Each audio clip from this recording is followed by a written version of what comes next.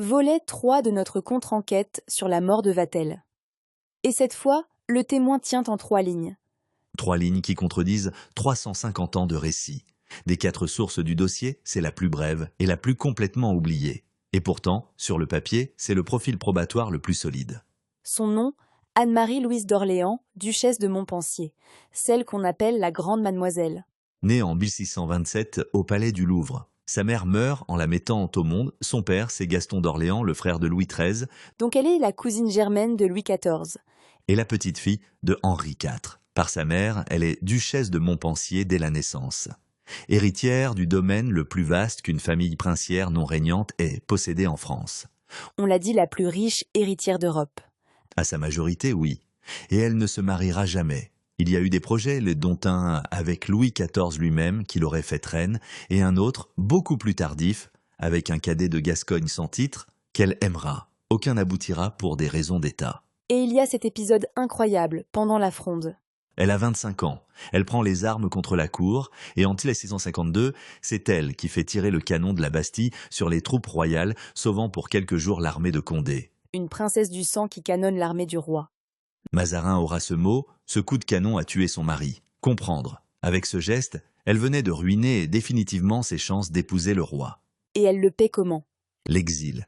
Puis elle rentre, puis ressort, puis rentre à nouveau. Une vie en dents de scie, entre la cour et la disgrâce.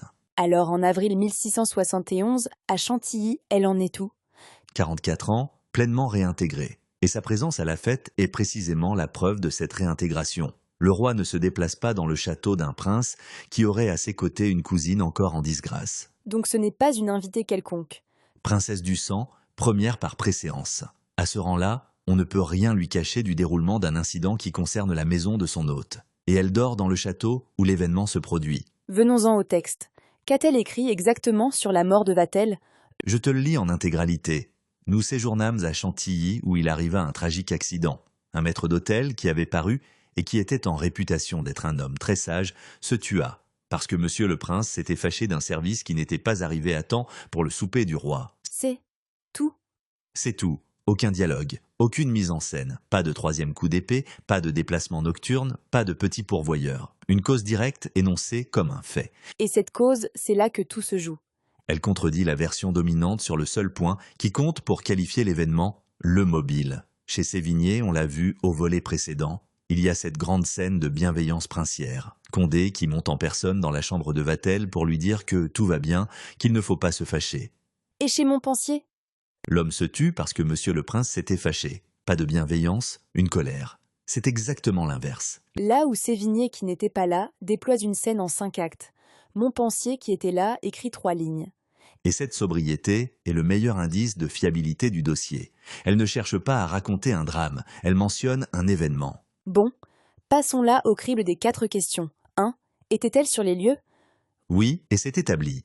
Invitée à Chantilly, présence documentée à plusieurs titres, contestée par aucune source.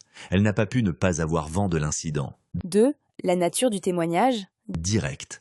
Elle rapporte ce qu'elle a observé ou entendu dans le contexte immédiat des événements, sans intermédiaire identifié. 3. L'intérêt.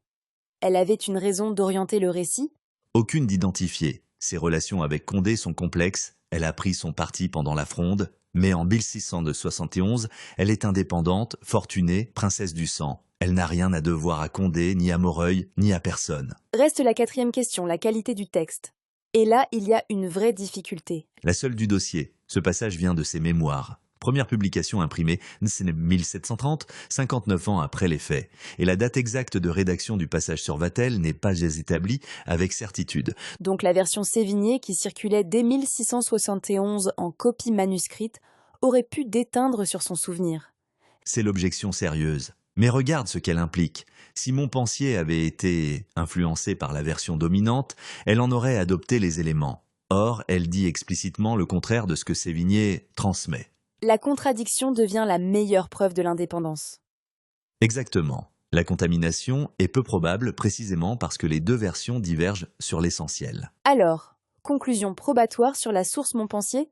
Source indépendante et sobre, de valeur élevée sur le point précis qu'elle évoque. Là où Sévigné est extérieur et orienté, Montpensier est intérieur et désintéressé. La colère de Condé, comme cause directe du suicide, doit être tenue pour un fait probable, en l'absence de sources contradictoires de meilleure qualité. Et pourtant, personne ne la cite jamais. C'est le plus vertigineux.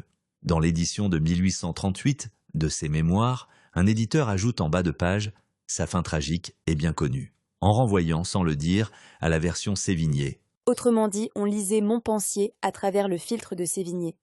167 ans après les faits, la version Sévigné avait entièrement absorbé la mémoire collective. La phrase de Montpensier était devenue invisible à ses propres lecteurs. Pas réfutée, effacée, Il nous reste 2 sources examinées. les deux gravitent autour de Condé. L'une dormait au moment des faits et a pourtant tout raconté. L'autre est venue, 2 jours plus tard, frapper à la porte d'un salon parisien pour y déposer une version, Gourville et Moreuil, la suite au prochain épisode. là où le récit s'est fabriqué,